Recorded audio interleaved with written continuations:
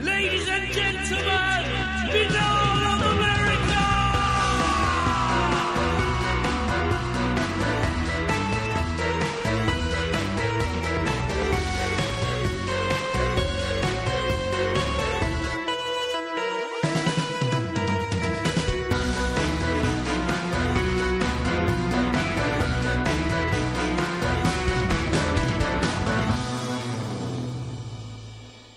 And now, ladies and gentlemen, your host, Tim Binnall. No commercials, no subscriptions, no network, no rules, and at the end of the day, my friends, no comparison. We got a real special show for you tonight. I could say all kinds of things about tonight's guest. I consider him one of my dearest friends in the world, not just in the world of paranormal, but in the whole wide world. He's a fantastic guy. He's only been on the show 3 times, and he kind of gives me grief about it, but that's how you know he is such a good friend of mine, because, like, my dearest friends, you rarely hear them on Binnall America, because I wouldn't put them through such torture. Well, yeah, it's been kind of weird because, I guess you didn't introduce me. Maybe I should shut my mouth until you do. No. Yeah, well, ladies, I could go on. This is good because I could ramble here for like several minutes. But I met our tonight's guest, Josh Cutchin, a long time ago. I want to say like 2014, 2015 is when I met him, actually. 2015 at the first Paramania. That was the first time we met. 2016 in Dallas, yeah. Yeah. All right. No, it was 2015. It was 2015. I don't know. A Trojan Feast came out in 2015. So I was just starting to dip my toe. And the book was just about to come out. Yeah, the book was just about to come out. So it must have been 2015. That's because that's when I had you on to talk about it. But anyway, see, as we're all friends here. It's like, so I met Josh way back then, and the first book was just about to come out. And another reason, I'll be quite honest, why I haven't had Josh on the show is because I'm fucking incredibly intimidated by his tremendous output of stuff since I first met him. Like, the book was first coming out, Trojan Feast, and then it's just been like, holy shit, man, this guy, like a rocket. He went off like a fucking rocket, and he produced so much stuff that I can't keep up. I can't keep up. I'm a lazy man. So I understand what he's been doing in this tremendous stuff. He's put all these incredible books that are just immensely acclaimed and beloved by so many people, especially Where the Footprints Ends, a seminal work that he did with Timothy Renner, and Ecology of Souls, which is up to date, is like magnum opus, if you will. It's tremendous, like, ultimate thing. And then he comes out with a fiction book. So I'm incredibly in awe of Joshua Cutchin, and I consider him such a dear friend. And now he's here back on Binnall America at last. We can reset the clock. And and welcome back, brother. Well, it's a pleasure to be here, and it's really special because I remember having been on your show, like, whatever it was, 2 or 3 times, and then I remember in Paramania in New Orleans, we're all sitting there in the courtyard, and it's like, Binnall of America's over, and I'm like, okay, well, I guess I'm never going to be back on Tim's show again, and now here I am tonight, back on the show, and it's an absolute pleasure. Just to have, I mean, here's the thing.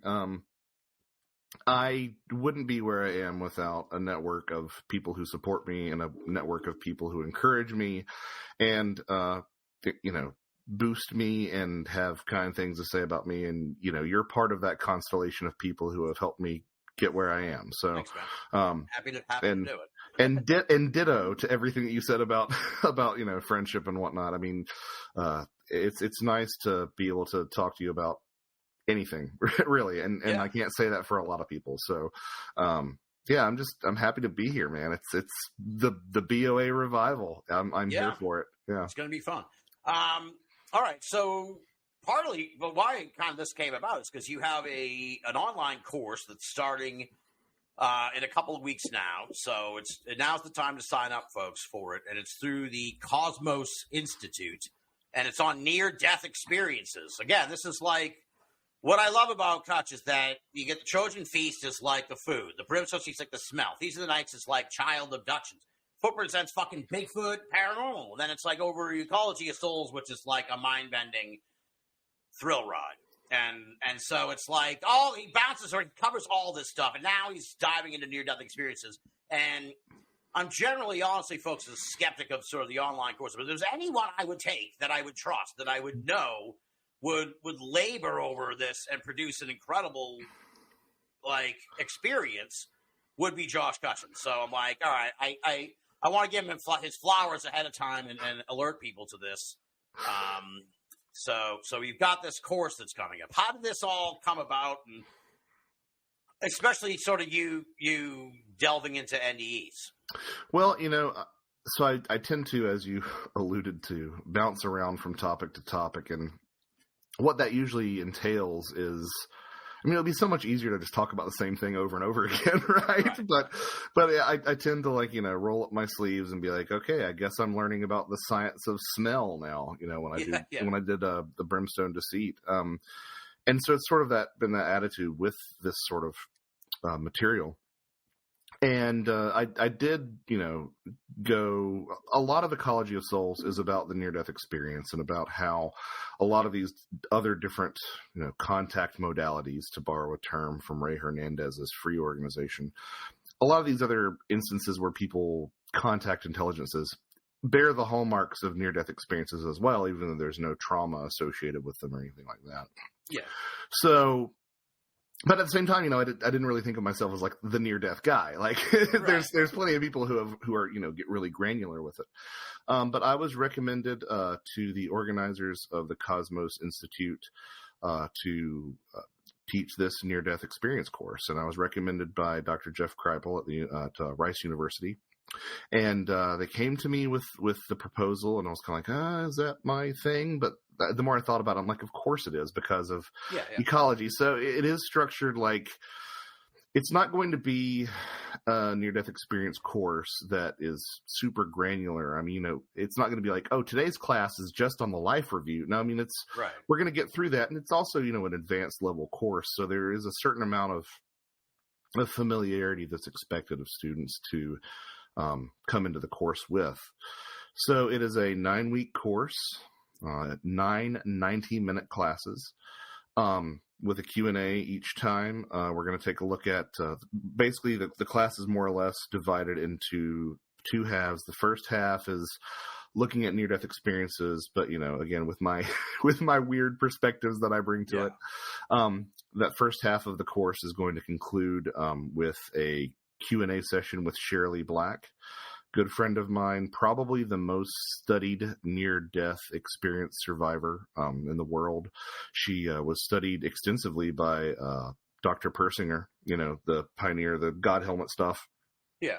To the extent that that Persinger started calling RSPK, the psychokinesis that some near-death experiencers have after their brush with death. Persinger started calling it the Miss Black effect. So, Shirley's going to be joining us for the last class of the first half of the course. And then the second half of the course is really exploring all these connections that I've found so intriguing.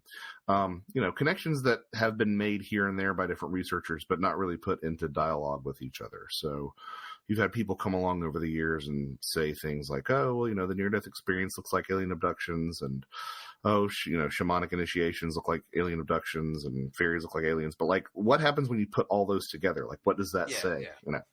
Yeah. So, in a lot of ways, it's a very natural outgrowth of Ecology of Souls, and it's absolutely something that I'm just really thrilled to be involved in. The people behind the scenes are very just warm and knowledgeable and helpful. So it's going to be a really fun experience. It's taking place over 11 weeks because we take 2 weeks off at different points, once for Easter and once for, Memorial Day. And then, but it's 9 classes spread out over 11 weeks, and it's at the Cosmos Institute. And if anybody's interested, they can visit cosmosinstitute.org. That's Cosmos with a K. Yes. KOSMOS Institute.org. And like I said, it's also going to be fun to interact with folks and, have questions bounced off me. Sounds cool, because you develop a group, over the course of the 9 weeks. By the end, you kind of there's a it's not just mass tons of people. It's there's at least some that you kind of right. Have a small group. Don't get me wrong. We would take 500 people if we could. But I think it's going to be substantially less than that. But there's going to be, a chance to have sort of a freewheeling discussion, and I assume a degree of camaraderie that will emerge. Exactly, that's the word I was thinking of. And also it's just going to be nice to like have people talk to me about stuff, because some of the best insights that I've ever stumbled across have come from just having conversations with people. And something else I'm really excited about is, none of my books contain photographs, and none of my books can contain video or audio and stuff like that. So to bring that element into the discussion, as well as stuff like the Q&A with Shirley, I think it's going to be it's almost like a multimedia book. It's kind of what it ends up being. So yeah, I'm really excited about that. The first class begins March 23rd. And enrollment goes up to the day of, and perhaps even a little bit beyond. If anyone cannot make the classes, which are Saturdays from 3 to 4:30 Eastern, all the classes are recorded so that people can go back and listen to them. So yeah, that's what has been occupying a substantial amount of my bandwidth for the past 2 months. Is just really preparing for that and trying to make it the best experience for everyone that it can be. Yeah. Well, we were talking about this before we came on the air. It's a very different process.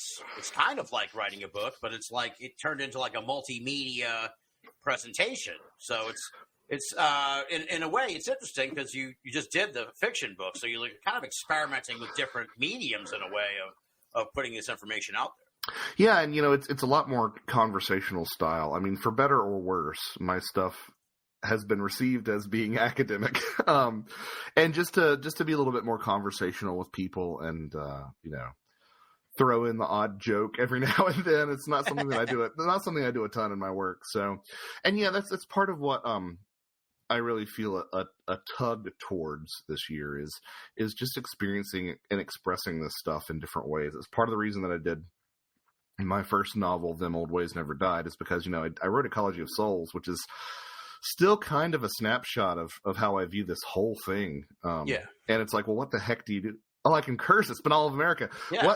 What the fuck do you do? What the fuck do you do after that?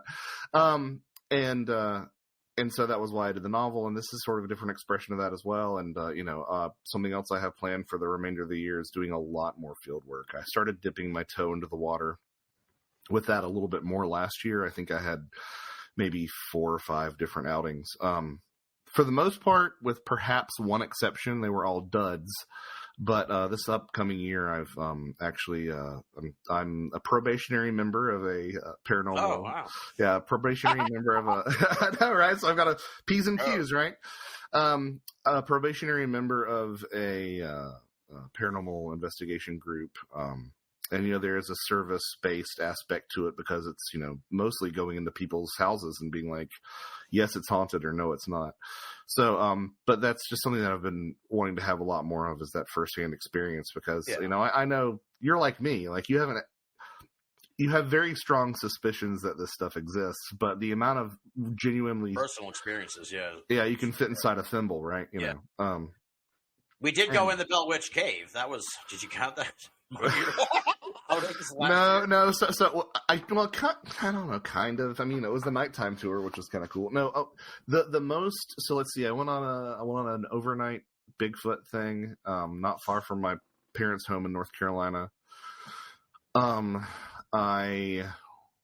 Maybe it was like 3 things now that I think about it. But the thing that was most interesting to me that happened to me last year was I went out. I had the good fortune of having extended family that has moved within 45 minutes of Timothy Renner, which, I absolutely hated to hear about that. So now it's like, yeah, we'll visit anytime. So over Thanksgiving, the family went up there, and I dropped off the family, and I'm like, bye, I'm going to go hang out with Tim. I was able to, we were able to go, one of the nights that I was there, to Site 7, which is one of his research sites where he's had these large shadows that have been seen, a lot of interesting recordings. And one of the things that they get there are these ghost lights. And some of the sightings are super dramatic. I don't know if you're familiar with any of that stuff that he's done, but like the one that I think is perhaps the most interesting is he brought along someone else who accompanied us on this little outing, who saw this like ball of light coming up really close. And this person was convinced that they were just going to go there and they were just going to completely debunk the whole thing. And like this ball of light gets so close that he reaches out to grab it. And as he reaches out to grab it, it winks out of sight. And this individual said that the orb of light was the size of a ping pong ball. Tim, who was standing at a 90-degree angle, said that it just looked like a pinprick of light, which is, I don't know what that means. It's odd and it's weird and I love it, but I don't know what it means. So that's sort of the stuff that happens. Great. That's almost Adam Davies Portal-esque shit. So I mean, this is the kind of place that you would expect. And there's some other stuff, I can't talk about exactly where it is, and not being coy. I'm just trying to be respectful of Timothy's research area. But there's some other stuff around there that would make you go, okay, this is kind of the place where some odd stuff would happen. Yeah. So I was sort of on the lookout for ghost lights, and we maybe didn't see any. The one thing that I will say is that I was rounding a bend on our way into Site 7, which I had not had the chance to go inside in the past times I've been there.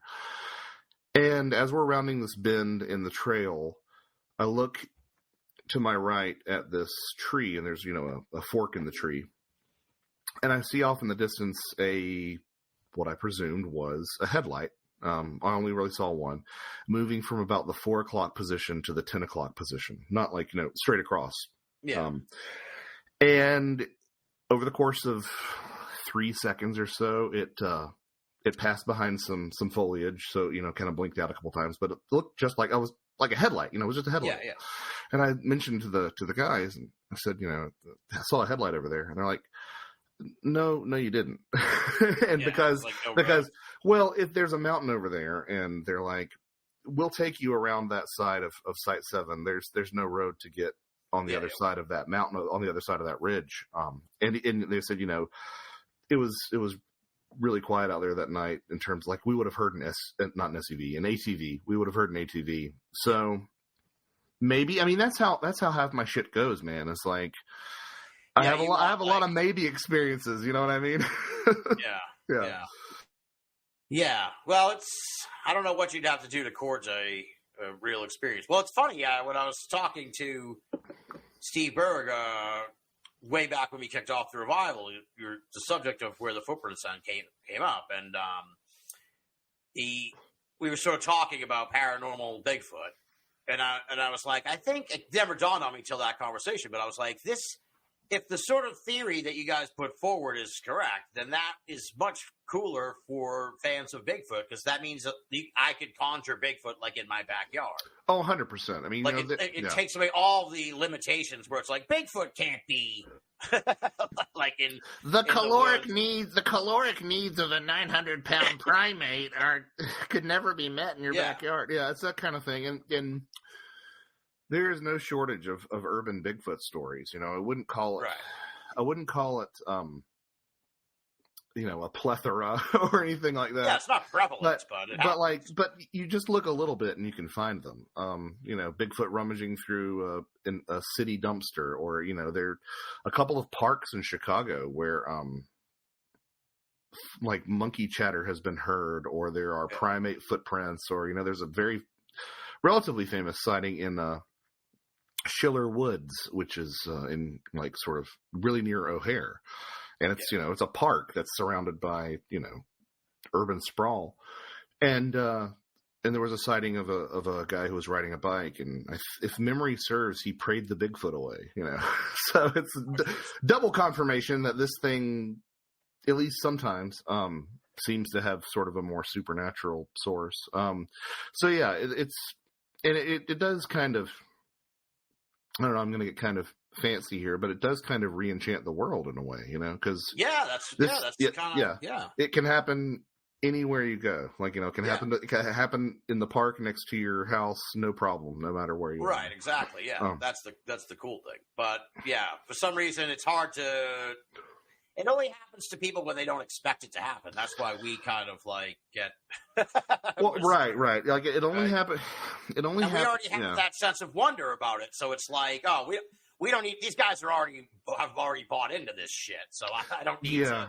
I don't need to convert them. I need to get these other people who haven't had the experience and started thinking. Right. Well, you know, and I've tried this. I've tried like swinging the pendulum of belief in all directions before I go out to some spot, you know. So I've tried going out being like, tonight's the night. I'm going to see something. It's absolutely going to happen. and I've also tried going out and being like, paranormal's a bunch of bullshit, you know. Like, and I've also tried like to bring that right to the middle and be kind of, you know, zen about it and being like, it may happen, it may not. It's all in, you know, God's plan or whatever. And I keep on getting just a dial tone, you know. It's just there's nothing at all. But you know, I do think that these things are repeatable to a certain degree. I mean, I'll never forget. I was I think it might have been at one of the Strange Realities. I was with Ren and we were talking about stuff and how it'd, you know, be nice to see a fairy or something at some point. Ren's like, you know, some mushrooms will do that for you. And I'm like, yeah, I'm just too chicken shit to do it, you know.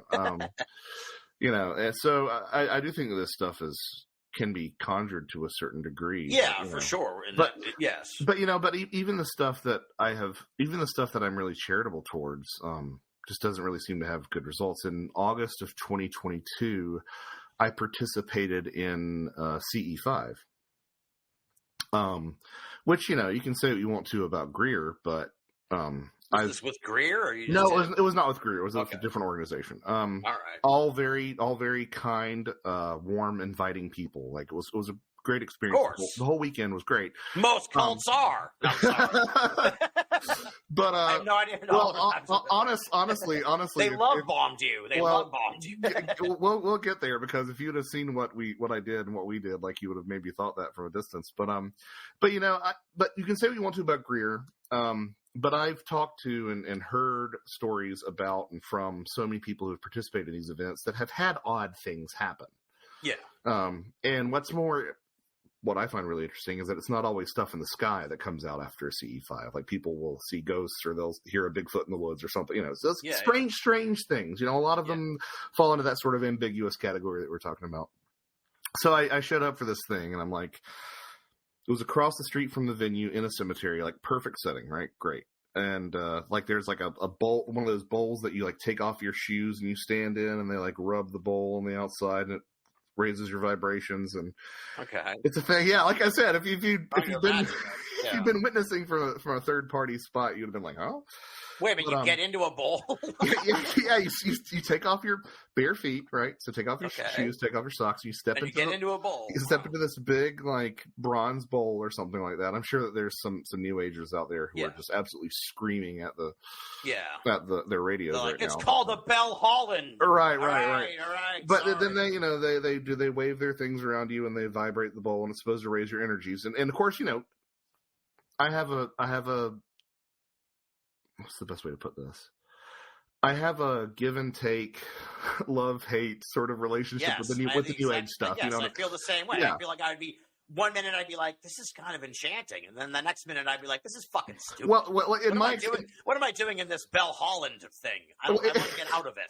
In my experience with the New Age, like, I'm super open to it, and I'm super open to it, and I'm super open to it, and then somebody takes it one step too far, and I'm like, okay, well, I'm done here. But anyway, step into the bowl. I was super open-minded, super relaxed. Like, really, I was trying. I don't even know how to raise my vibrations, but I was trying to raise my vibrations. To him. Yes. And we, you know, sit down and we put on some meditative music, and they're talking about our consciousness going out past the sky, past the stratosphere, into the solar system, past that into deep space, and reaching out to the intelligence and contacting it and being warm and inviting and telling it to come back down. And, you know, I did all that, and, you know, fuck all happened. But we were encouraged to take photographs, and I definitely did. Took a lot of photographs. Didn't get anything that I really noticed.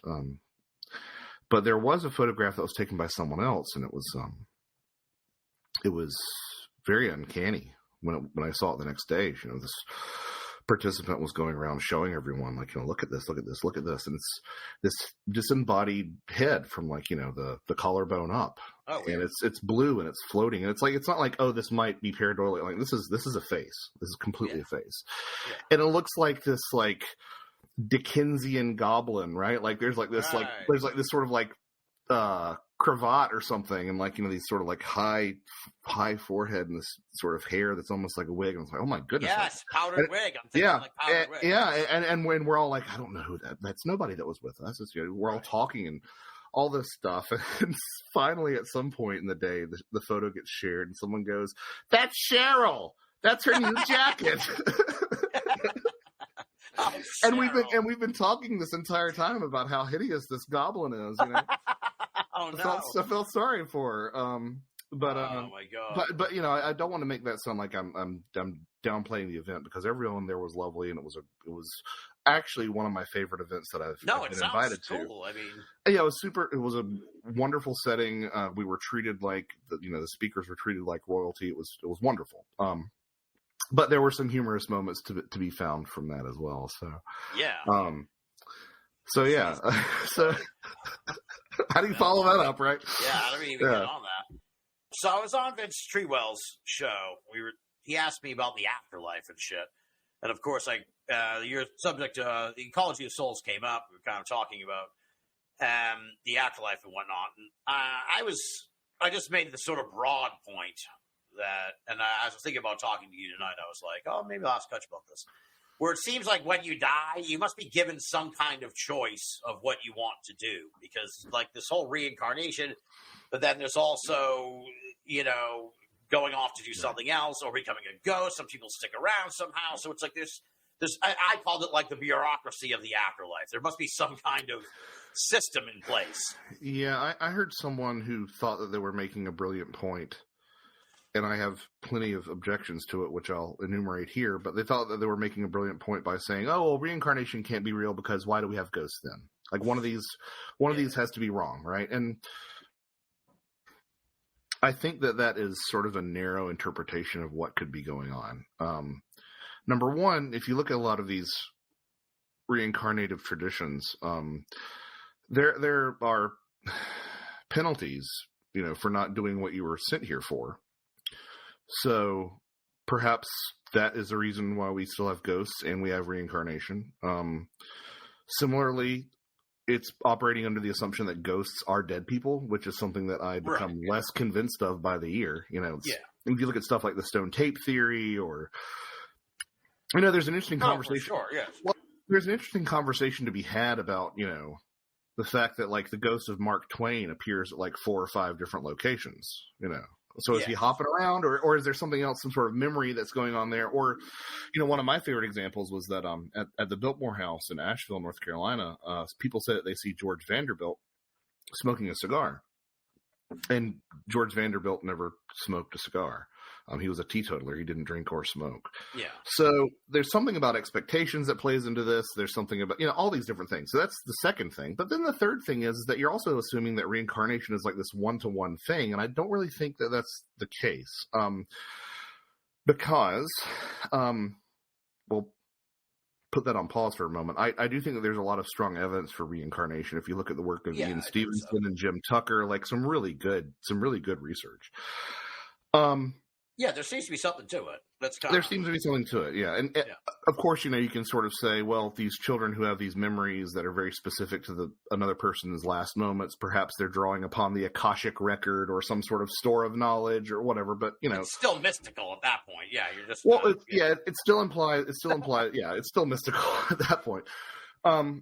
But, you know, the other thing that people say, and they think they sound really smart when they say it, is like, well, if reincarnation is real, why do we have more people on the planet than ever before?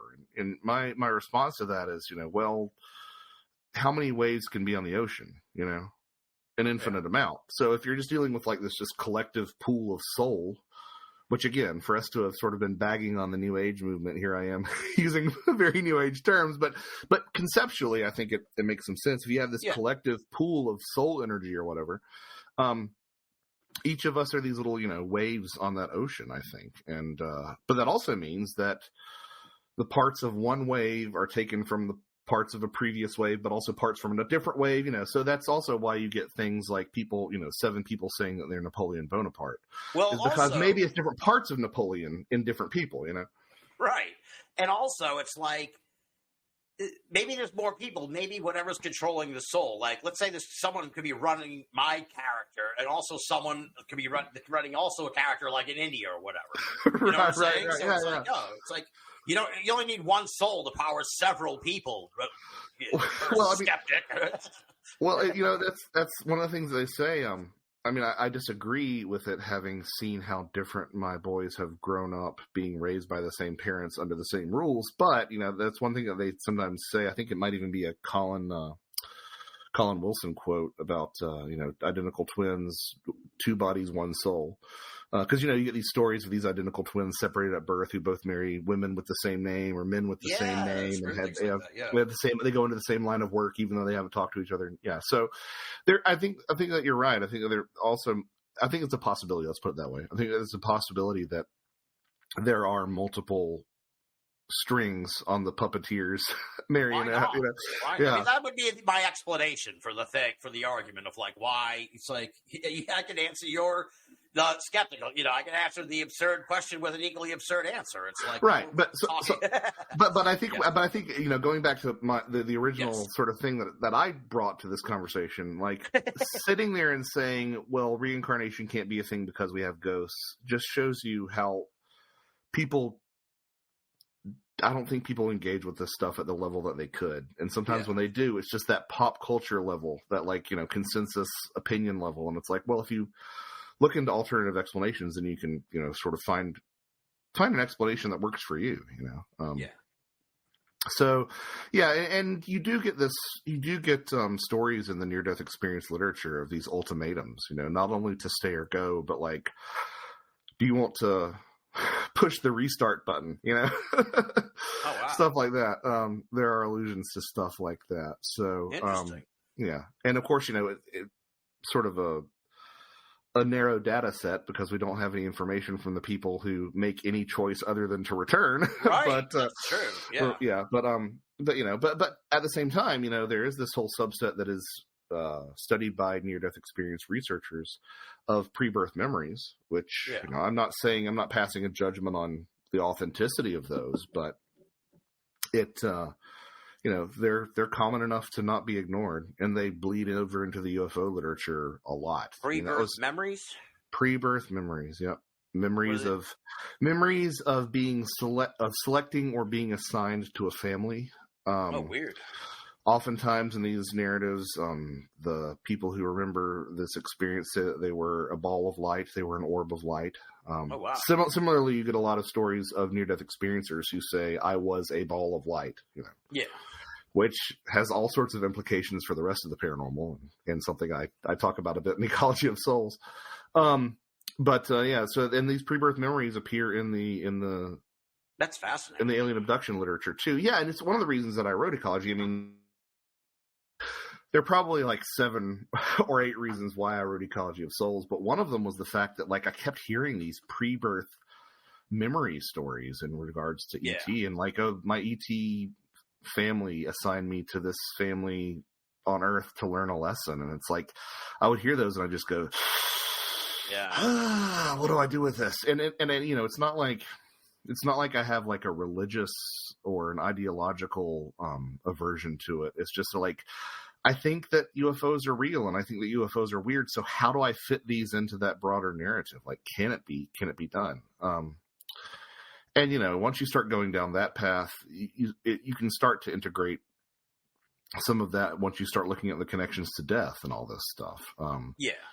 These wonderful little allusions in fairy folklore that the fairies would laugh at funerals and cry at births. And it's like, well, it sounds like there's sort of a revolving door, between our world and whatever world these things occupy. So, it's a whole rabbit hole of its own. Yeah. The afterlife, man. It's an eerie death, man. It's like the finality of it. It's the ultimate mystery of all these fucking mysteries. It supersedes all the mysteries. UFOs, ghosts, Bigfoot. Like it's the ultimate fucking. Yeah, well, it's got it all wrapped up in it. It's like conspiracy theories and all kinds of shit. It's like, that's what I tell myself when I scold myself for making Ecology of Souls so big. But then I'm like, you're dealing with death. Like there are a lot of different things to consider. I have a lot of different opinions on what that is and what that looks like. I mean, I think about a toddler playing with toys, and like more than anything else, if you told them they were going to be an adult and they had to give up their, I don't know, their Lincoln Logs or whatever, they'd be horrified and they'd hate it and they'd cry and they'd wail. But as an adult, you're like, no, you'll be fine. This is great. Like, this is so much better. You won't even care about that stuff. And I sometimes wonder / hope that the transition is something like that. Like, it seems so horrible to us, but that's because we just don't have the benefit of perspective. Yeah. And that's why, the near-death experience stuff is so compelling and quite frankly reassuring. And there are a handful of hills that I will die upon in the paranormal. One of them is, the first one is that psi phenomena is real. I mean, you look at the work of Dean Radin and Daryl Bim and all these people who are like playing by the rules, right? Like, they're doing stuff in laboratories. They're illustrating that these have an effect that's over random chance. Like, psi is real. It's just not being acknowledged because of, biases. But the other hill that I'll die on is the near-death experience, because like some of these stories, I mean, man, they have such a, another fancy word, they have such a veridicality to them. They can be proven in a lot of ways. The famous example of the heart attack patient, I believe her name was Martha, and I believe it was in Seattle, who returned back from death and said that, she left her body. And why is there a tennis shoe on the ledge of the outside the window of the hospital? Yeah. And everybody's like, what? And she's like, no, it's a tennis shoe and it looks like this and it's this style and it's this brand and it's this color and it's sitting outside a ledge. And they looked all over the hospital and finally they found that someone, for whatever reason, had put a tennis shoe on a ledge. And it's like, I don't know how you explain that if there's not something to that story, or, these wonderful stories that I love about, of people who come back from near-death experiences and saying like, I met Uncle Bob, and they're like, are you kidding me? Uncle Bob's fine. He's in Tampa or whatever. And then they're like, in fact, I'm going to call up Uncle Bob, and they don't get an answer. And they find out that Uncle Bob died while the other person died as well. Jesus. It's just, I don't know how you, I just got chills sort of telling that sort of, and these are real accounts.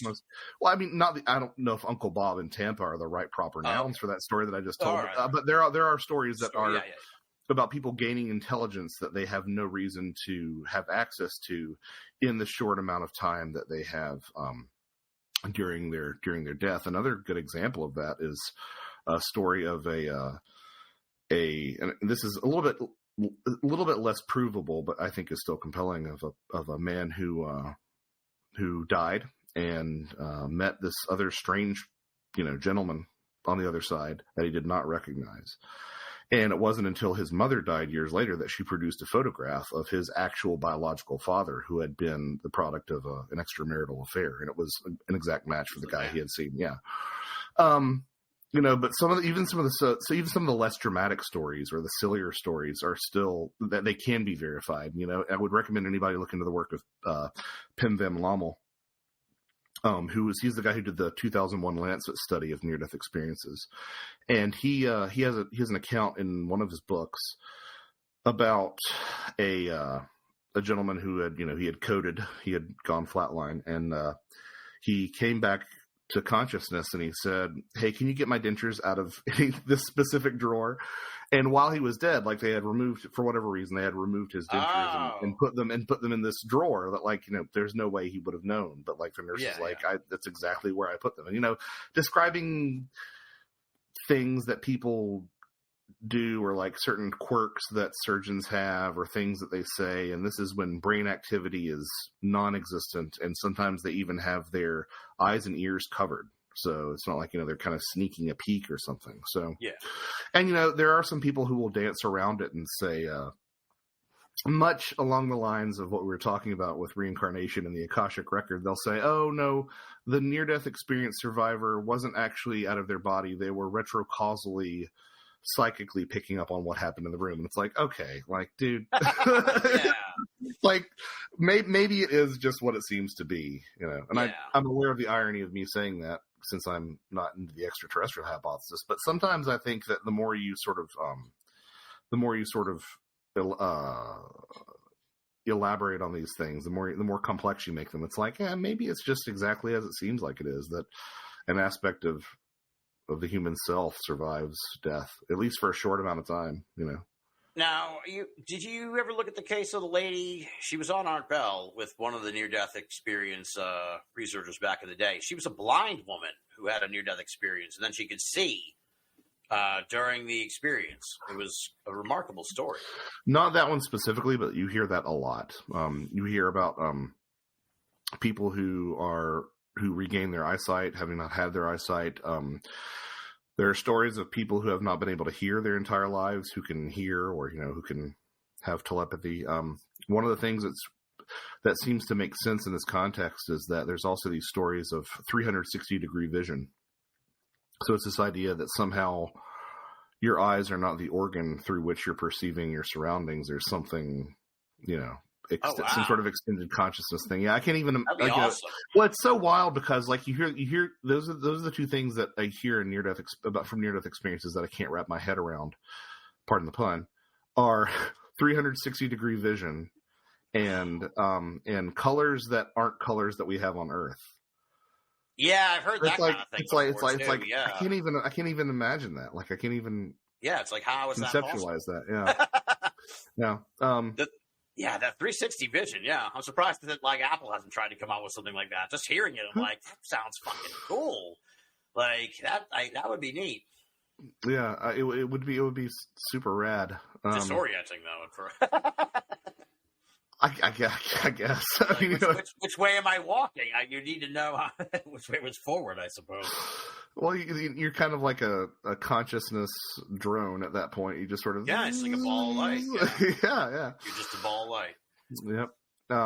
So the near-death experience literature is just something, and that's part of the reason that prior to Ecology of Souls, I hadn't really made a deep dive. I mean, I was familiar, as we all are, involved in these topics because you can't help but hear about them. But to me, it's very much the same reason that I'm not super immersed in ghost stories, is because ghosts exist. Next question, please. Near-death experiences happen. Right. Next question, please. So yeah, and then once you start really getting granular with some of the things that happen in near-death experiences, you're like, oh, this looks like a lot of other things. And what does that say? What does that say? What does that imply? Yeah. Now, do you think, this is kind of a kooky question, but I think I talked about this with Rosemary Ellen Guy way back in the day, that maybe, I wonder if the government we talk about all these things they've done, these sort of crazy experiments and shit back in the day. I wonder if they looked at death and tried to see how close they could get to figuring it out. Because to me, that's the real disclosure. Well, what does the government really know about death? Have they looked into this? Well, I would probably go even one step further. One of the things that I mentioned in Ecology of Souls is that if you look at government suppression of movements, they tend to be political or spiritual movements.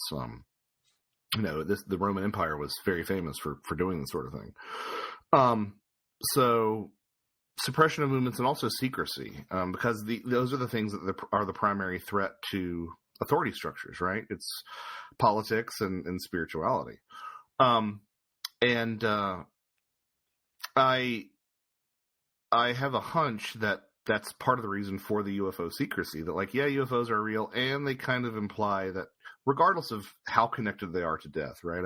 I realize that that's my bag right now, but regardless of how connected they are to death, not only do authorities realize that UFOs are real in this hypothetical scenario, they also realize that the implications of the UFO's reality is that consciousness is fundamental, and and by extension, you can't be killed. Yeah, it goes beyond aliens coming here to dig up dirt. Right. I mean, and that's what.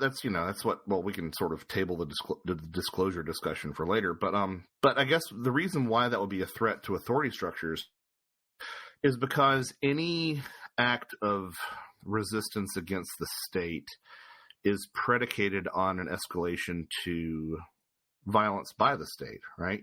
If you resist, or if you break the law, we will forcibly do something to you, and then beyond that is a threat to your livelihood, like a threat, the end of the line for, I don't know, if you keep resisting after a traffic ticket or something, like the end of the line is like, we have the power to kill you.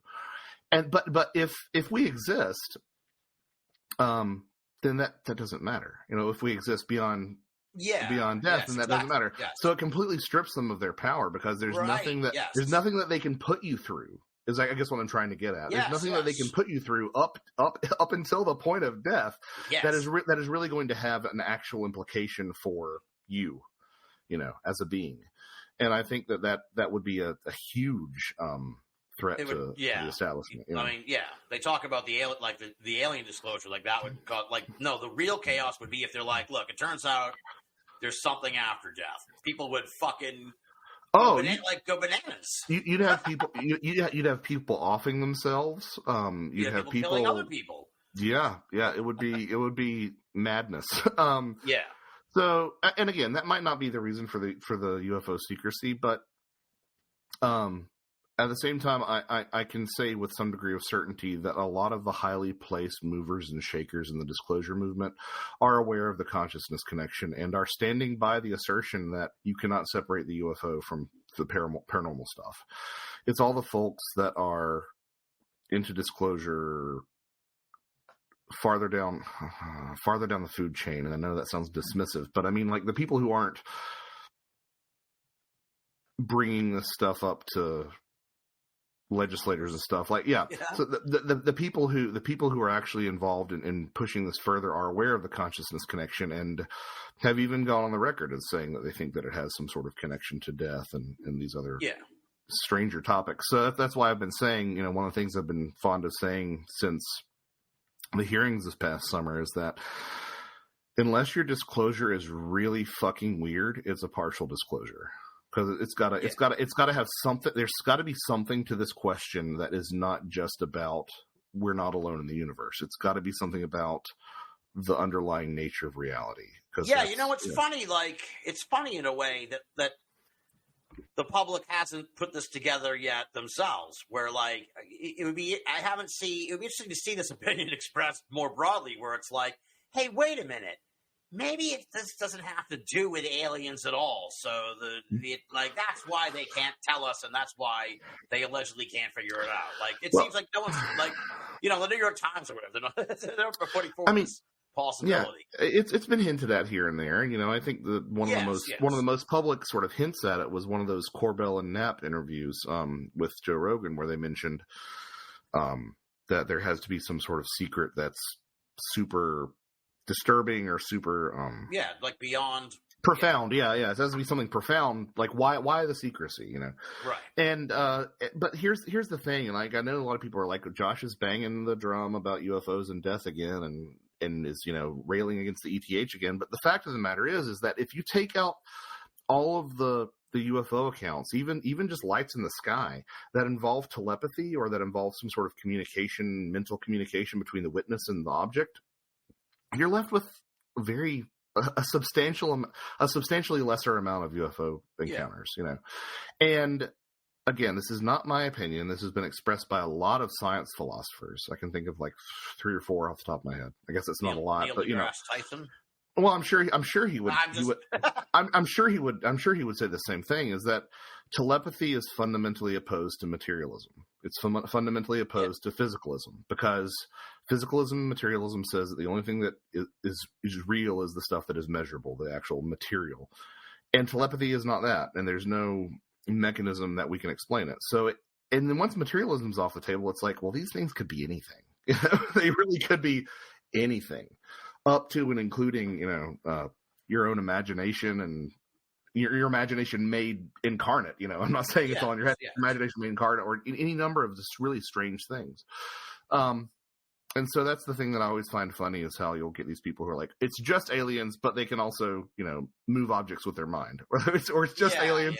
It's just aliens, but they can also like communicate directly into your mind. It's like, and I know that old Arthur C. Clarkeism about magic and technology, but you can flip it. You can flip it on its head too. You know, if that's the case, then you can say any sufficiently advanced magic looks like technology. Yeah, that's true. That's a Jeff Kripalism, the flipping of that. But But yeah, so I just, again, I'm not saying this is what it is, and I think a lot of people think that I'm really like adamant about it. I'm just saying, like, can we open up the discussion a little bit more to entertain these other ideas? Yeah, and I'm not, like I said, the death thing is the biggest. That's the biggest mystery. Yeah, yeah, and it was really striking. I mean, like, I did not want Ecology of Souls to be as big as it was, even one of the volumes. Like, I thought I'd be like, okay, UFOs and death, I'm going to write this and get in and out. But then the more you sort of peel back those layers, you start to find this idea of death just like threading its way through everything. And it's partially because death is somewhat synonymous with the supernatural and the paranormal, but like so many of our ancestors, regardless of where they were in the world, contextualize this stuff within spirits and death and the afterlife and things like that, to a shocking degree. I was shocked to find this many connections, and I was like, well, if I'm going to do this, I might as well do it this way. So that's why book one, I had two options. I could either write the UFO book, and constantly have these digressions, of several paragraphs explaining concepts, or you can just like lay out all the concepts in the first volume and then really dig into UFOs in volume 2. And that's what I ended up doing. Yeah. Well, it's fantastic. Thank you, sir. Thank you.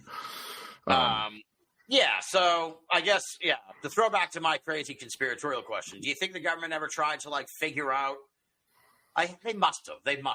I find a lot of that shit fascinating in a way. I was thinking about this when I talked to Recluse a few weeks ago. Maybe this can connect to some of what we're talking about, where it's like you heard all this shit about remote viewing like 20 years ago, and then you don't hear it anymore. And it's like, look, it should be like a fundamental skill. Like if it actually works, and I think maybe it probably does if you know what you're doing with it. It sounds like. I have a couple of thoughts on this. I feel like I might have heard that I have heard stories about the intelligence apparatus looking into the reality of a spirit world or an afterlife or something like that. I feel like those stories are associated with that Stanford Research Institute stuff. But I can't say that for certain. Yeah, it feels like I heard something in conjunction with that. But like there are stories that are out there about investigation into that particular topic. The remote viewing stuff, I mean, I think it does work. And of course, there's no such thing as a temporary government program. Like, I'm sure that somebody somewhere is still getting taxpayer dollars to remote view something. But from everything I understand, and you'll talk to different people who were involved in that project, it was just that it worked, but it wasn't very actionable. It was always like, I see an object. It's kind of like what am I going to say? It's kind of like in a lot of ways it's kind of like premonitions in general, or like astrology. Like it only makes sense in hindsight. Yes. It's like we're going to describe to you this new frightening weapon, but we don't know it's a weapon or where it is until it is used. And it's like, well, what do we do with this? So yeah, that makes sense. Yeah. Well, it's just interesting that, it kind of just was really tamped down in a way. It's just kind of interesting. Like you don't, you would think that it would take off more as like more of a thing people do, but I don't know. It just doesn't seem as popular as it was. Well, I don't know, and I hear that. I believe, like you see all these ghost people trying different shit. It's like maybe I don't know how you could use it with ghost hunting, but it's like, have you ever?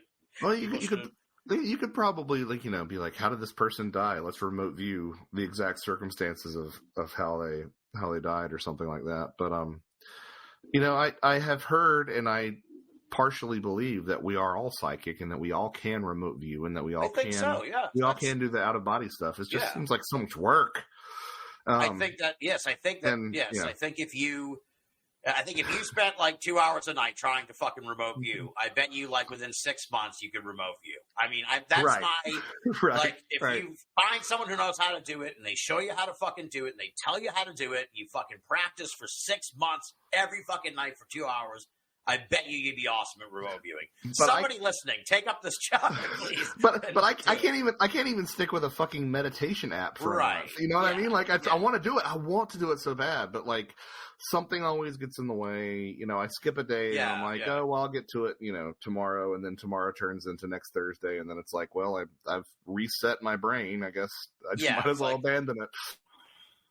Yeah, it's like going to the gym. Who has who has time for that? It's like a mental. Yeah, it's like playing piano. It's like if I want to learn, like I'm sure I could play piano fucking every night, but I'm not going to do that. I'm in my 40s. That's literally the gym was literally the analogy that I thought of. But yeah, I mean, so I and you know I do know some people who have started using remote viewing for cryptozoology and for stuff like that. I've talked. That would be cool. You know, some of these famous sightings, they like to remote view those incidents and stuff like that, which is cool. I'm all about, like, you know, mixing this stuff up and bringing your ghost box to the woods when you look for Bigfoot and stuff like that. Like, I think there needs to be more of that, because I do think, I mean, that's where a lot of my stuff comes from, as you have alluded to, is just the unshakable sensation for me at this point that all this stuff is connected somehow. Yeah. And you know, I'm not saying it is all the same thing. I personally suspect that it is all the same thing, but like, I'm not saying that, but I am saying, you know, maybe it manifests in similar ways, or maybe it's that once you gain the ability to see one dimension, you can see all dimensions, or I don't know, something like that. Yeah. But there's something there. There's some sort of connection between all this stuff. Yeah, there absolutely is. It's interesting, though, too, in a weird way, not to get too sociological, but, well, maybe it's getting better again. But when I got into this, it seemed like people were kind of yearning to work together and sort of coalesce the fields. And maybe that's the people that I continued on being friends with. But now it definitely seems like it's way more siloed off than it was at some point earlier in my now long fucking career. So this is the perspective of a neophyte like myself. I have not been involved a fraction of the amount of time that you have, but I will say that I have this sense that I can't seem to get rid of, that, you know, I got involved in 2015 and people were talking about altered states of consciousness, and people were talking about, like, really mixing it up and crossing the streams. And then that Times article comes out. Yeah. And boom, we're back to talking about propulsion systems and anti-gravity technology and stuff like that. It felt like things were starting to come together, and then it sort of blew apart again. Now, having said that, my assessment of the disclosure movement has warmed considerably in the past 2 years, honestly, the past 6 months, if you want to know the truth, because I think that they're just trying to put a fissure in the wall of secrecy. And if that's their goal, then I think it's achievable. And also the fact, you know, like I alluded to earlier, like there are people who are involved in the disclosure movement in big ways who are into the interconnectedness and the paranormal and the consciousness connections. Yeah. So my assessment of the whole disclosure thing has changed, but at the same time, man, I feel like it was a reversal of course after that New York Times article dropped on UFOs. Yeah, things got pretty tribal, and the UFO people kind of were like, "All right, see you later, assholes. We don't want anything to do with your Bigfoot shit and your ghost and stuff." It's just yeah, and meanwhile, you've got folks like, you know, folks that they look up to, like Colm Kelleher, who are saying, no, this is all connected. You know, I just saw an interview with George Knapp saying, no, like, you can't separate the supernatural from the UFO. Yeah. And they're like, okay, but it's just little green men and yeah, little scientists. Little scientists, yeah. It's the single-minded obsession. Like, I think I don't know when my mind changed, but I kind of like have this sort of begrudging respect for the whole thing, where it's just like, these fuckers just won't give up. Like, all right, I kind of like you now. I you annoyed me. Now I push past that. Yeah. Yes. Yeah. The joke has gone so far that now I'm laughing again. So Yeah, it's like, so I begrudgingly respect their passion and shit, but yeah, it seems like it's just so single fucking minded that it's just like they just want the government to say aliens are real. That's all they fucking want. Like it's just so basic. It's like, but then that opens Pandora's box of it does. It opens the box that we were talking about earlier, like, you know, the fact that, like, because then people are going to try and figure this out. None of this reality means anything because it's not what we thought it is. So that's a Pandora's box. But I also get dismayed at how incurious I see a lot of the UFO community, the UFO fandom, I guess I would say. UAP community. They're the UAP community. Yeah, I mean, I saw a social... All of them, who they are. They're the UAP community. I saw a social media post a while back that was like, you know, well, if near-death experiences look like UFO experiences, then why don't we see more aliens and NDEs? And I'm like, okay, back that up. Number one... It's like they probably are in some... I have collected stories of grays in near-death experiences. Right. Number two... there are plenty of stories of light beings, which are a staple of near-death experiences, that appear in UFO contact. Like the Free study, again, one of the largest studies of experiencers, I think from like 60 countries, and I think it was like something like 1,800 applicants. There were suggestions from that study that light beings might be the most common form of UFO contact, entity, UFO occupant. And then number three, people vastly underestimate the number of UFO stories that involve beings that just look like people. You know, I mean, that's something that Micah Hanks mentioned this past August at a conference that we were just at. That, you know, a lot of these, especially historically, but even to this day, like there are a lot of stories where people go aboard craft and it's just people. And of course, if it's just people, well, just people show up in NDEs all the time. So I say all that to say that, like, it's this problematic environment where people feel like they're the first ones making these observations, or like, you know, it's that thing of like, guys, you hear that UFOs can shut down nukes? And it's like, yeah, like this was discussed like, you know, 20 or 30 years ago. Right. And it's a problem that I see even among some of the more prominent people who are getting UFO attention. They're saying things like, you know, oh my goodness, you know, UFOs might be an expression of animism. And I'm like, did you not, like, before you get up there and make these statements, did you not read anything that Thomas Bullard wrote? You know, did you not read again, like, I think that the people who are coming into this field, like, you got to roll up your sleeves and you got to not only read the books, but you've also got to wade into the muck of tabloids. You know, you've got to go to those sort of, you've got to go to people that you probably wouldn't think of reputable as today. You got to read Tim Green Beckley, and you've got to read Jim Moseley, and you've got to like really like see what has been said before you try to say something that you think is new. Right. And what's interesting is when they're saying something that's not new, it suggests that they don't have anyone in their circle of not just what they're researching or investigating or reading or whatever, but even in their circle of contacts that would be like what you just said. That was like, oh man, that's an interesting point, but you want to read this guy's book first because like that actually, it's already been done. Simpsons did it. Like that. This whole thing is Simpsons did it. Like, well, and then it begs the question of like, why are these people being platformed? Why are they rising to prominence quickly without really seeming to have done the literature review? You know, is there some sort of hidden hand that's elevating them to be a spokesperson for the phenomenon? You know, it makes you wonder. I'm not saying that is the case, but it makes you wonder. You know. Yeah, someone definitely wants this boosted, but it's also become sort of like a snowball rolling downhill, where it's self-perpetuating in a way too.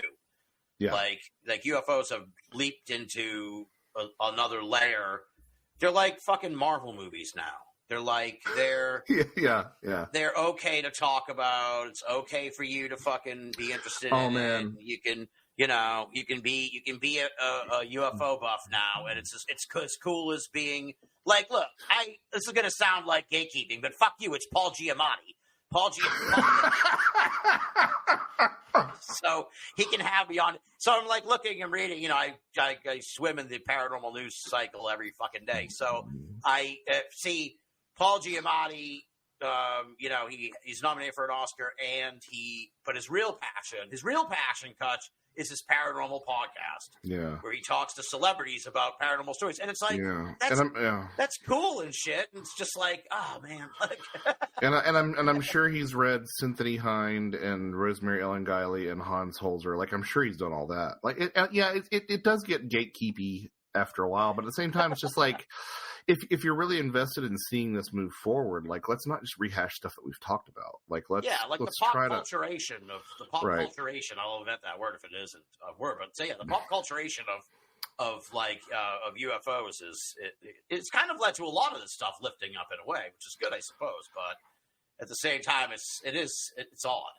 Well, yeah. The pop culturization thing is weird because, like, you know, I often like see people who have bumper stickers of The Mandalorian, and they're the same people who would have like beaten me up in high school for knowing the word Mandalorian.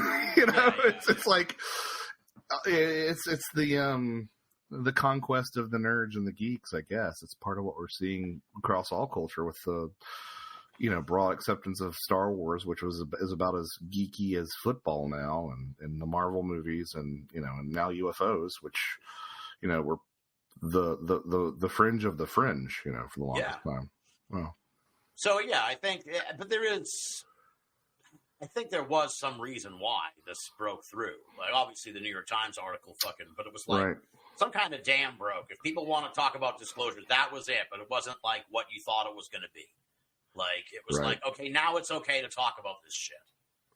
Good luck. We're not telling you anything. We're not telling you anything else, but now we don't care if you talk about it. Yeah, and it's the Michael Pollan problem. You know, Michael Pollan, acclaimed journalist who wrote a book, I believe it was called How to Change Your Mind, that took the world by storm in 2018 and made it okay to talk about psychedelics. And in the meantime, there's, like, you know, millennia of indigenous traditions that have talked about the benefits of psychedelics. But, oh no, this white journalist who used to work for the New York Times has given us permission to talk about it at our cocktail parties. So now we're going to actually, you know, engage with it. It's super irritating. But, you know, I guess that's just what happens, you know? Yeah. I mean, it brings more people into the tent, I suppose. So. But it speaks to that thing that you've always said, which is, like, you know, the UFO disclosure crowd sometimes cheers for its own demise. Like, as soon as the UFO is revealed, like, they're not going to any of us. Like, they're not talking to any of us. They're talking to Neil deGrasse Tyson. They're talking to Michio Kaku. Those are the people that are going to be on television, you know. And, you know, they'll sort of stand on the shoulders of. They're already being talked to. Of the Keels and the Heineks and the Friedmans. And on the other side, you have, like, the Harvard guy.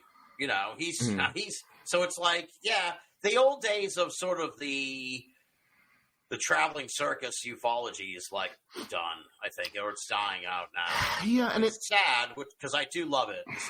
You know, that I think I said earlier before we go, like, the carnivals and circuses and festivals and you know, it's interesting. It's turning with Bigfoot. You see it in UFOs too. It is sort of becoming the part of, like, a localized cultural folkloric thing now, which is interesting. But at the same time, sort of the old timey fucking everyone's gonna, you know, the St. Louis Radisson fucking in the middle of May, you're gonna be able to see, you know, 12 of the world's most captivating flying saucer researchers. Right, and those days are pretty much kind of over. And this is where I start sounding like I'm navel gazing, but I think that the UFO becomes something different at that point.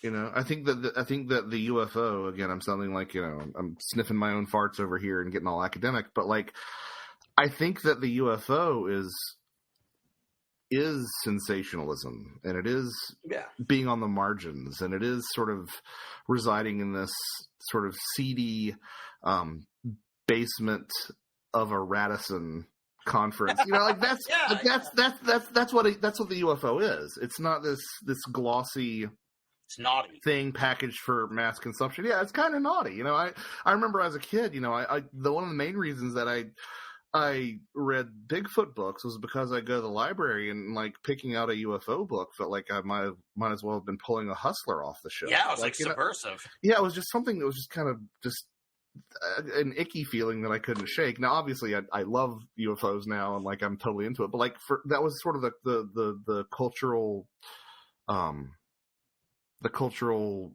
milieu, I guess that it existed in, and like so. I think that like once you start pinning it down, and it's like processed food, right? You know, it becomes something like that. Yeah, but it is. Yeah, it seems.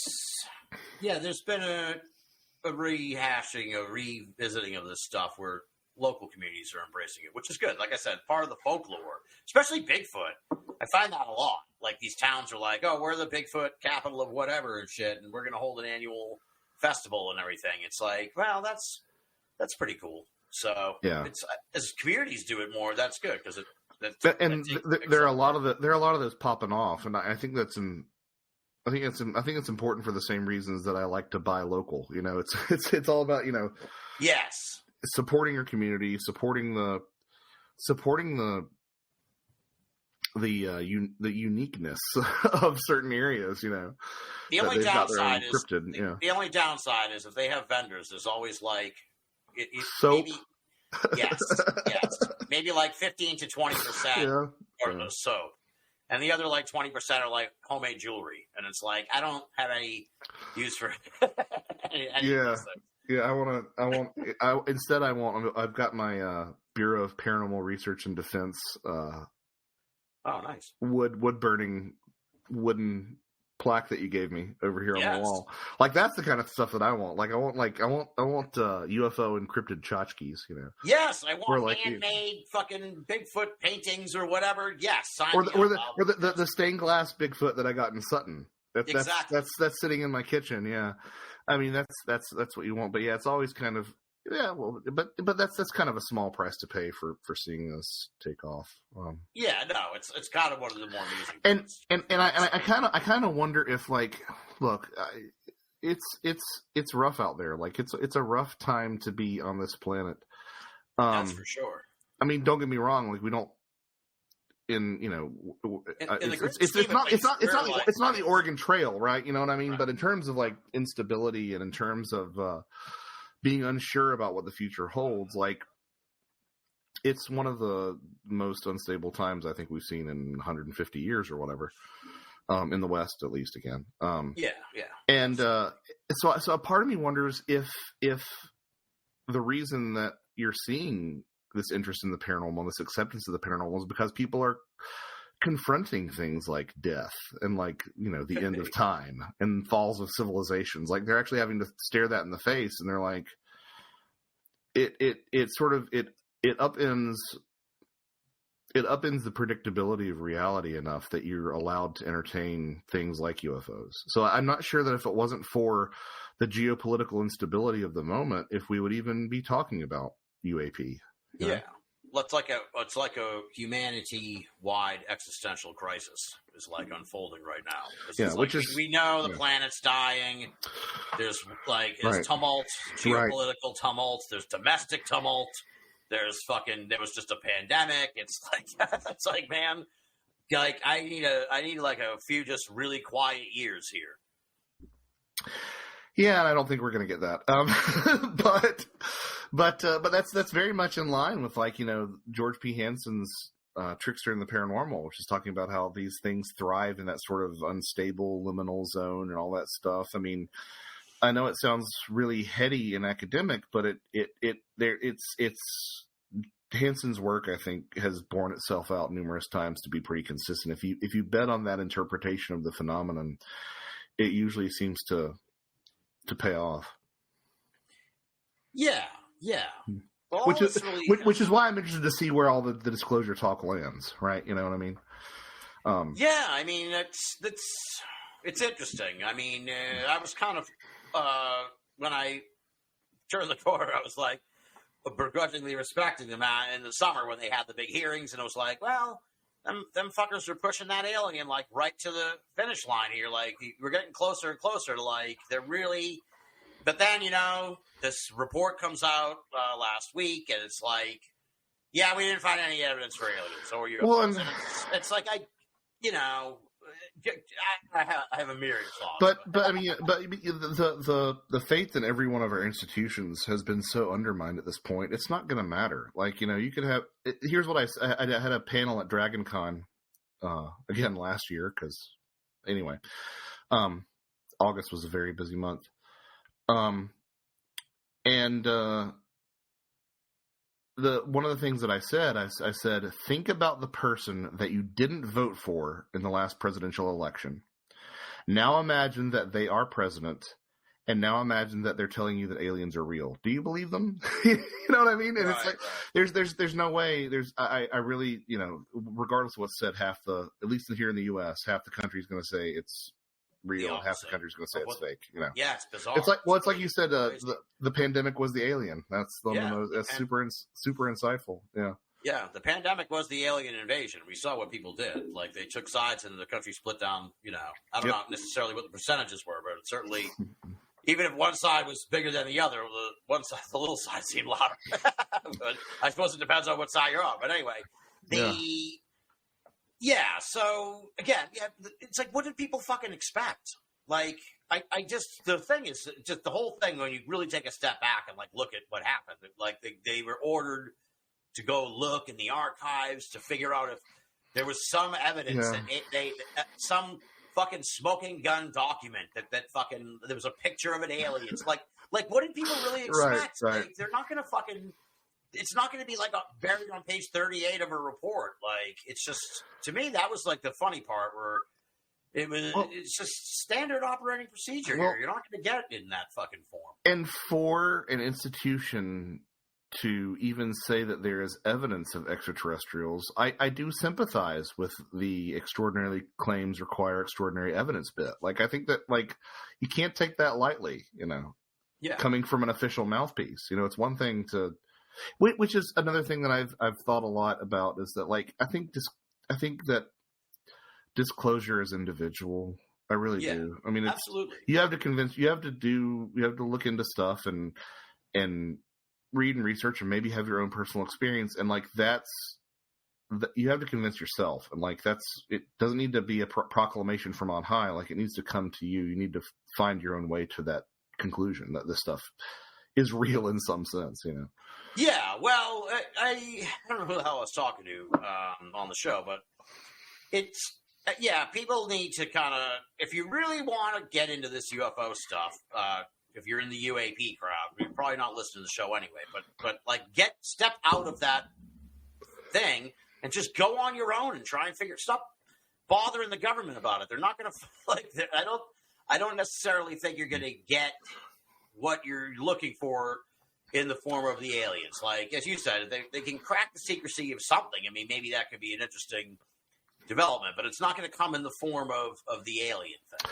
Well, and this is what the UFO has been doing, right? It's been, if I could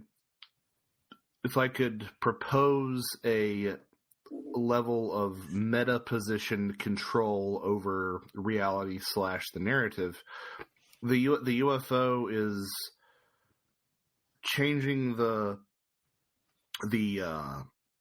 tenor of conversation at the societal level, but it realizes that that's not enough. It also has to have this grassroots movement as well at the individual level, and that wouldn't be enough on its own either. So I see these two things as kind of coming together, but that just reinforces the fact that disclosure is going to be on the terms of the phenomenon and not on the terms of anybody down here, Yeah.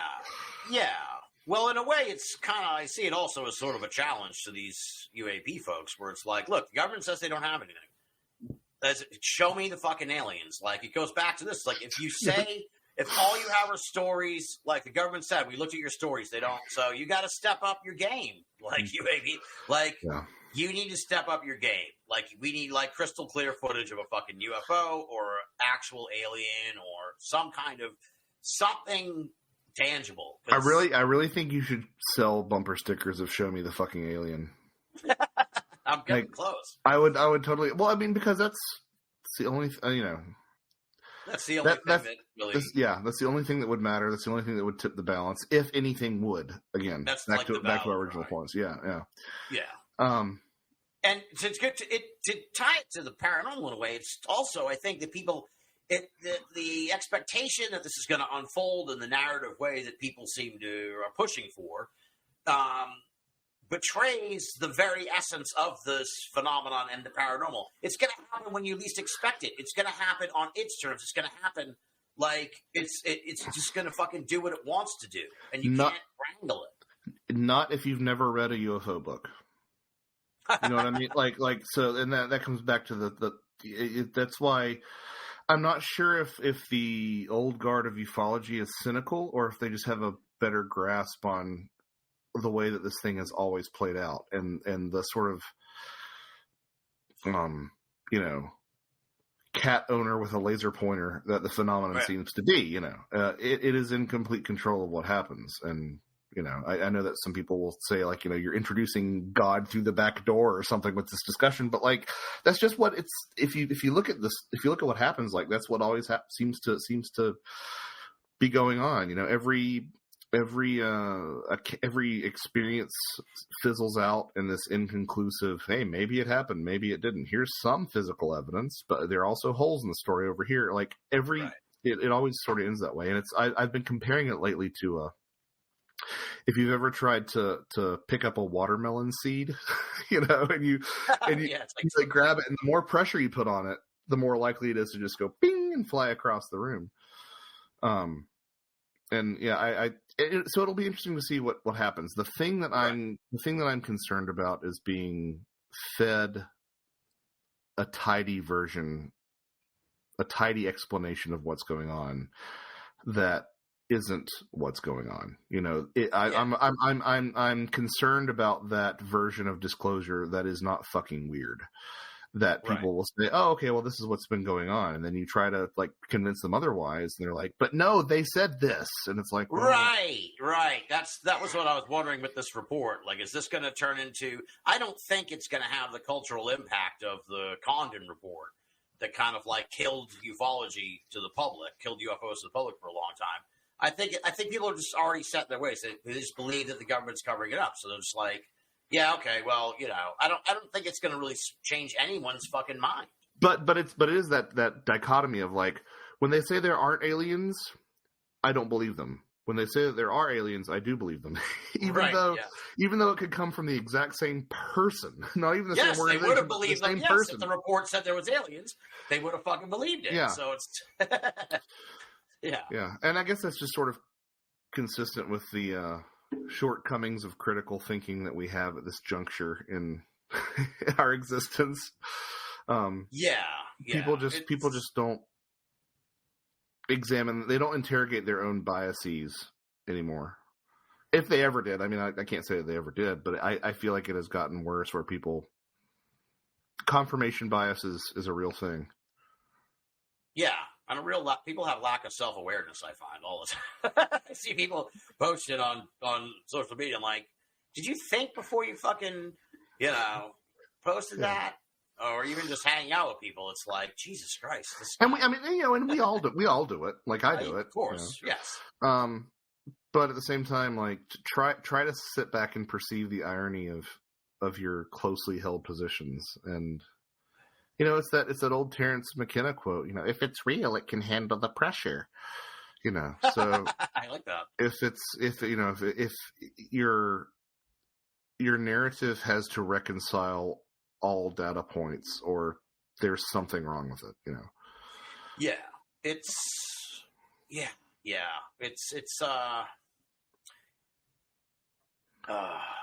Interesting. I will say it's interesting. I will say that this has gone farther than I thought it would. If you were compiling a list of top 10 disclosure seasons, because it is seasonal, if you were to compile a list of top 10 disclosure seasons, I dare say that this would be in the top 3. You know what I mean? Like, it's an interesting time, but I cautious optimism, I think, is the prescription. Yeah. With an emphasis on the cautious. Yeah. So I'm going to pivot to something else now. Have you gone on ghost hunts? Like, what have you? Take me on one of your ghost hunts. Not like literally, but like, have you used the equipment and shit? I've been on a few. I'm not a big fan of equipment. I think that the best. Well, number one, I think that the phenomenon is about interacting with human beings and not necessarily interacting with silica and chips and stuff. Yeah. So like, but number two, like I value more eyes and ears. Now, having said that, you kind of have to run cameras and you kind of have to run recorders because that's just what you do. And there's a chance that you might get something great. I would default to the position that Tim Renner has mentioned in the past, which is, we have permission to get audio, but we don't have permission to get video of these things. Like, there's some great audio out there. There's some great Bigfoot audio. There's some great EVP ghost audio. Not a ton of great UFO audio, but the photographs are always like, maybe that's not, maybe that is, So like, I guess I would say like use the equipment, but don't make it the sole focus of what you're doing. My most dramatic UFO, not UFO. I've had zero UFO stuff. My most dramatic ghost experience was in 2007 or 2008. I went to Waverly Hills Sanitarium. I've always had an interest in this stuff, but I was dating a lovely lady who. It's a long time ago. Then this was like 15, long time. Yeah, I was 16 years ago. Yeah, I was like 22. Wow. I'd met this young lady in grad school, and she was very much into. She had a group of friends up in the Ohio area who were ghost hunters. So we drove from Athens, Georgia, all the way up to Louisville. And met up with her friends, and we had the whole place to ourselves, a team of about probably 10 or 15 people max. And I had a couple things happen. So I went in, I was a big fan of Hellboy, so I went in with a Hellboy attitude, like, yeah, come here, you stinking ghosties. I'm going to come out and show me, I got to get back and have a drink, And I think that's part of the reason why I had such a strong showing that night. Because I did have some interesting things happen. There were three things that I would say were the biggest takeaways. The first thing was what kind of like broke the ice for me, right? It was the thing where I'm like, okay, this stuff is actually real, because I always thought it was real, but like you don't think you're going to actually see anything. Yeah.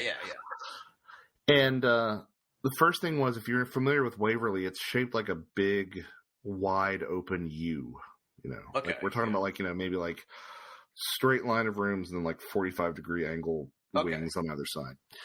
And on one of the floors, I can't remember which floor, I've probably said or mentioned it in the past, but on one of the floors, there was this phenomenon that would happen where you would be approaching the corner of one of those U's, and it looked like someone had set up an old tube television on the other side. that sort of blue glow that's flickering. That blue glow. If you're watching someone who is watching an old TV, there's like a blue glow on their face. You know what I mean? And it was like that playing against the ceiling and the floor and the walls. And then you'd turn the corner, and there'd be nothing there. Oh, weird. That happened about twice. I confirmed later with some other folks who were there that they had seen something similar. The other thing that happened was on the fourth floor. Now, on the fourth floor of Waverly, there is an entity that is reportedly called the Crawler or something to that effect. And, oh, God. Well, this is fascinating to me because guess what's on the fourth floor of Trans-Allegheny? The Crawler. Yeah. Weird. Because it's this thing that, like, runs up at you, like scuttles up at you on all fours along the floor, and then it goes, like, on the walls and then onto the ceiling. Oh, yeah. And that's exactly what they described when we went to Trans-Allegheny 2 years ago, if you remember. Weird. So I don't know what that means, fourth floor crawlers. I think it implies an archetypal nature to these things, but that's another discussion. But I wasn't aware of this at the time. I don't believe that my girlfriend was either. And I was, again, doing my Hellboy routine. And I was like, I was sort of lollygagging as we walked down the corridors, and she runs up to me and she describes that. It wasn't until later that I heard that was something that people saw on the fourth floor. I'm like, okay, well, that's an additional confirmation for me. But I was really downplaying what she had seen. I'm like, I bet it was nothing. I'm trying to be big and bad. Yeah. And I get within a couple of feet of this door to one of the stairwells. There's multiple stairwells throughout the whole thing. And each of them is closed by a really heavy metallic door, thick metallic door. Yeah. Not going to swing open on its own or anything like that. I am feet from this metallic door, and it slams open. By which I mean it was like someone had like karate kicked it from the other side. Yeah. It went from completely closed in an instant to being so open that it hit the wall behind it. Jesus. Bam! Yeah. Big metal door, scared the absolute shit out of me. That was terrifying. I went from Hellboy to Shaggy and Scooby in like a second, And that was my you can't get the toothpaste back in the tube moment. That was my moment where it's like, okay, this stuff is real. The other thing that I don't talk about too much when I talk about my Waverly stories, because it's not always fit for public consumption, but this has been all of America, right? Yeah, of course. I would go to the kitchen, and it would feel like someone had just kicked me in the crotch. That gut feeling, oh God. And I didn't really know what it was until I mentioned it to someone else, another gentleman in the group, and he was like, "Oh, that happened to you too?" he claimed to have had the exact same feeling. So weird. I distinctly remember, crawling out of Waverly, with the sun coming up over Louisville, and getting smudged in the parking lot. And just being like, what do I do with this? And then, going back to my girlfriend's friend's house where we were staying, and like laying there in bed with the dawn coming through the window. I can still picture it. I'm like staring at the ceiling, and I'm like, this stuff is real. Like, without passing any judgment on what it is. Moment. Yeah. Yeah. It really is that moment where like, this is what it seems to be. So yeah, and ever since then, it's been diminishing returns. But it got you in, yeah. The team out of the ball. Now it's got to go squeeze other people and wake them up to it. I did see. My dad was a big Civil War buff, and we went to Lexington, Virginia, and we went to a house that was used as a hospital, as so many houses were in the Civil War, and this is my only other like really super noteworthy ghost thing. Yeah. And the stairway was so narrow, like one person at a time. Like there's no way you could do two people at a time up there. So single file. That meant that the group that was coming down would stay on the top floor while the group that was going up. Oh, okay, yeah. And then the group that was coming up would come up, and the group that was waiting would come on down. At least that was the way it was for us, and that seemed to be sort of what the policy was. And I get to the top of the top floor, and in the middle of this crowd, of this tour group, is this maybe 14, 15-year-old boy, sunken cheeks, staring right at me, wearing a gray uniform. Okay. And he's just looking at me. He's a little bit taller than most of the other people on the tour, but like I thought he was a cosplayer or a reenactor, Yeah, like it was part of the show. Yeah, because like that's not an unheard of thing. You maybe not see him inside, but you see people wearing that sort of thing. And I mentioned to my mom, I said, that kid was really into it, wasn't he? And Mom's like, who? What? I'm like, the kid in the uniform. She didn't see it. Nobody else in my family saw it. I was an undergrad at this time, so I guess it was maybe technically before my Waverly experience. But nobody else on the tour had seen it. Weird. And I talked to the ticket takers or the ticket givers. They're like, "Oh, you saw Jedediah." No, they didn't say that, but they did say that there had been nobody who'd come through there that day in a uniform, and it was like a bottleneck. Like you had to, in order to gain entry to the property, you had to pass through this one. Yeah, door. They noticed like someone wearing. Yeah, or like he changed up there. Like he brought in a backpack and he changed it up there. So like no. Yeah. So there's still some ambiguity there as to whether or not it is what I think I saw, but that's something else that I've noticed. And I don't know how many experiences you've had, Tim, but not very many. The ones that I have had, I will always talk myself out of, you know? Yeah. It's like you start, always... like the years pass and you're like, is that really what I saw? Maybe it was just this. Yeah, it could have maybe been something else. Yeah. And so, you got to try to like put a pin in that moment right after it happens and try to remember that. And that's the only way that you can keep yourself from talking yourself out of it, in my experience. Yeah. Just as cheesy as it sounds, like just cherish the memory, I guess. It's, I was laughing to myself because I had almost that experience in a way when we were at the Bell Witch Cave, only because, like, for folks who've never been, it's like run by some family, and they were just little kids like running around, part of the family. I don't know if you remember this when the girl like gave the presentation at the house. There was like a couple of little kids kind of like running around. It's literally a mom and pop thing. Yeah, and I'm like, are these kids real? Or am I seeing, like, there's supposed to be little kids running around in here? So, yeah, that was an interesting time, that Bell Witch Cave. I would love to have some time alone in there. That'll be fun. Yes, absolutely. They would never let you do it, but I'd like to, like, spend the night in the Bell Witch Cave, like, yeah, in the front part. That part further in where they had the eagle wings, that part gave me the creeps, but the get in there and turn off all the lights. Jeez. Yeah. It's an odd little place. What surprised me about the Bell Witch story was that it was almost completely unrelated to the cave. It was like, wait a minute, you're kind of you're mushing these two stories together here. Yeah, but it does speak to, the idea of like a window area or something like that. Yeah, that's true. Yeah. And it also speaks to egregores and myth making and all that stuff. I mean, that's the thing is, like, I don't know if there ever was anything to it, but that cave has been egregorized to hell and back, Oh yeah, for sure. And so it's entirely probable that stuff happens there. Yeah. It's an incredibly eerie location. Like, just going in there and shit. It's, it's wild. Yeah, I bet it's completely different in the daytime. Yeah, but you're still in the dark inside the cave. Yeah, I guess it looks the same inside the cave, yeah. But now I will say that in the Bell Witch Cave, I was convinced that someone from the tour group had gone on ahead of us, because I was hearing voices from that back chamber.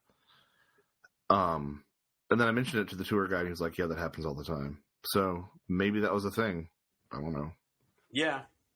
Could have been an echo, though. Who the fuck knows? Well, it could have very much been an echo. I mean, and plus you're primed, for there to be something strange, and, Plus, you never know. The dude, he might, when he talk, he might know the very right spot to stand at. Like, he's like, yeah, if somebody stands right there, you can hear, He's like, I'm in here I ate my lunch in here. I live in here, yeah. Yeah.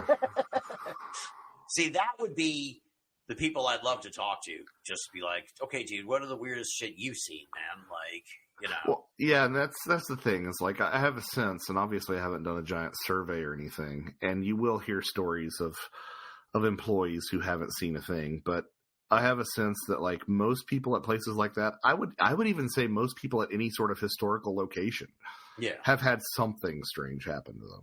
Absolutely, yeah. I think it happens, yeah. So I had you for a while here before we started the show. It's 11 o'clock now. I want to talk to you afterwards, so we'll all right. We'll wind down the evening here. So obviously you're in the midst of this massive project here for the NDE course, which people can find at cosmosinstitute.org. I had to get it up by my nose. Cosmos with a K. Cosmosinstitute.org. So obviously, what's next for you? When you it must be, you're in this thing now till Memorial Day. So it's like, yeah. My schedule is pretty full. Even though I've planned all the classes out, I still want to, refresh them and tweak them the week before, and Oh God, yeah. If it'd be the same kind of where it'd be like, I'm just locked in. Just leave it's taking up a lot of mental bandwidth. Even if I would venture a guess that like the teaching of the course is the easy part versus the preparation. Who knows? But like even if that is the case, it still is like something else to keep in my brain. But I have a couple of projects lined up. One of them is a joint project with Barbara Fisher, who edited my last two books, and I absolutely adore Barbara.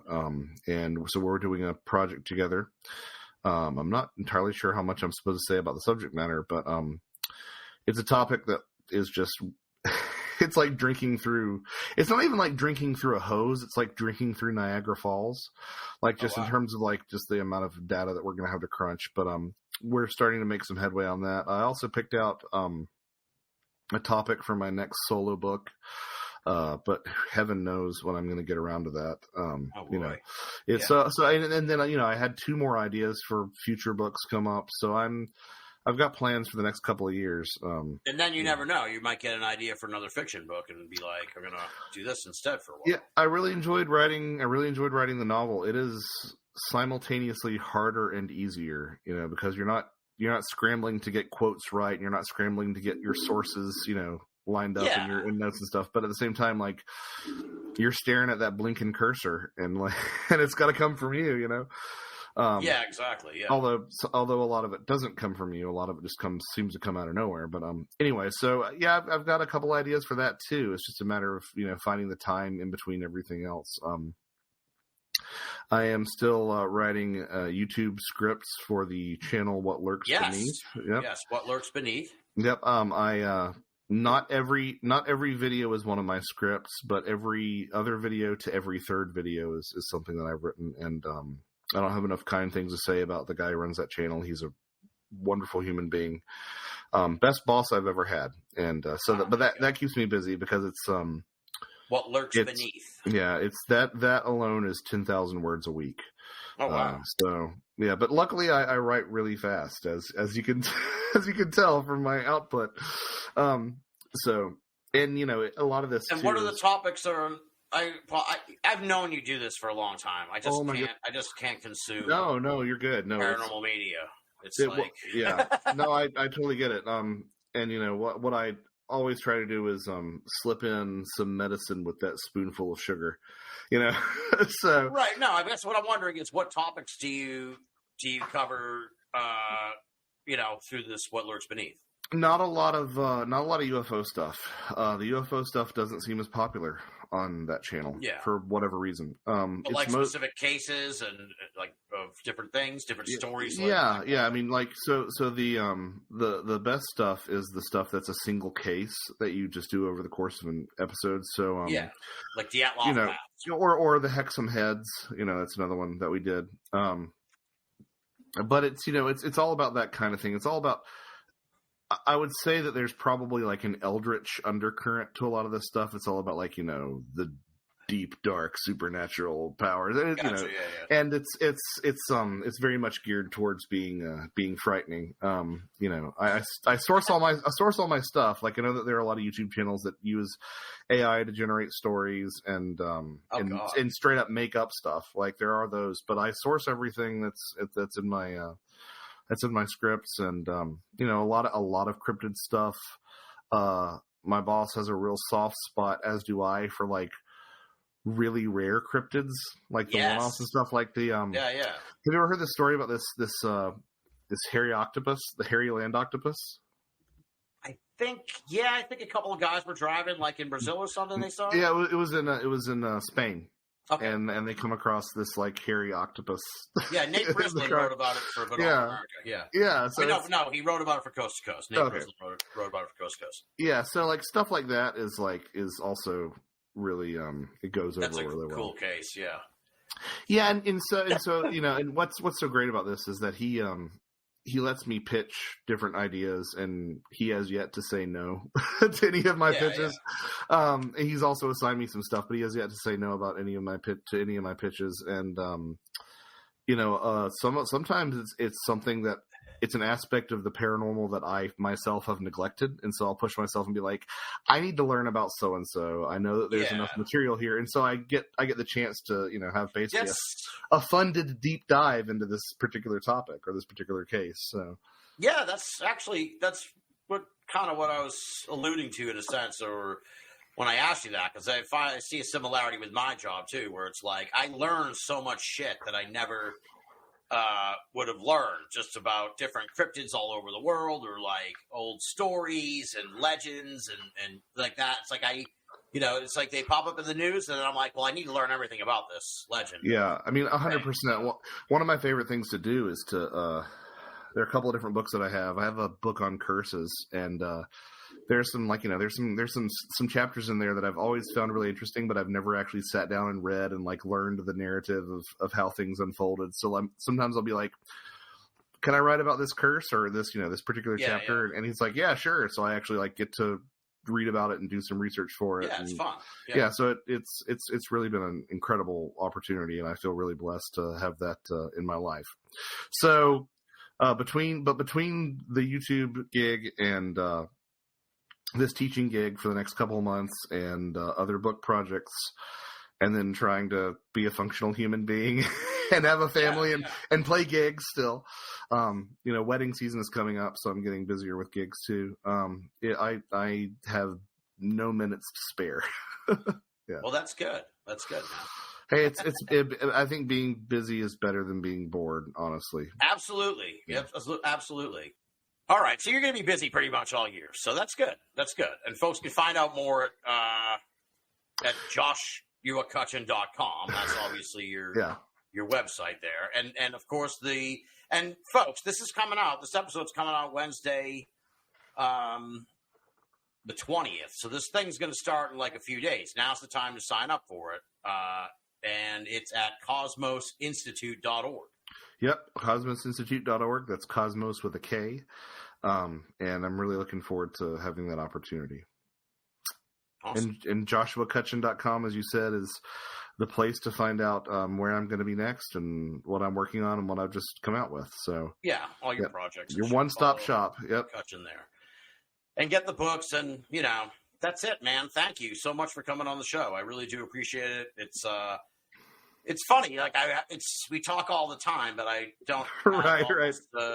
It's like so. It was like awkward at the beginning, where I'm just like, okay, now we're performing. Now we're doing now people are listening to us talk. So right.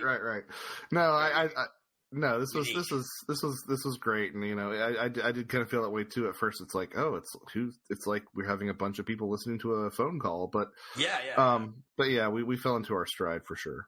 Absolutely. Well, thank you very much, man. I'll see you later this year, I know, and we're in touch all the time. So, and this, I will fix my issues and have you on the show more often. So, Tim, you will never fix your issues. I'm sorry.